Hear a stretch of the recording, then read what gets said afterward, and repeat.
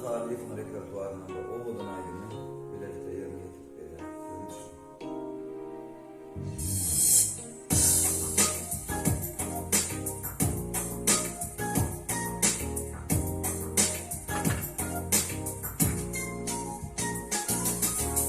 Üç yaşımdan 5 yaşının içinde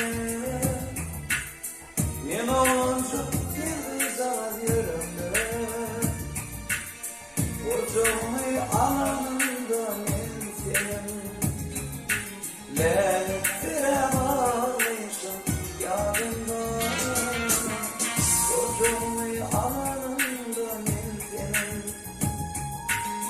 Lenklere bağlıyım yadımda 5 yaşından 8 yaşın içinde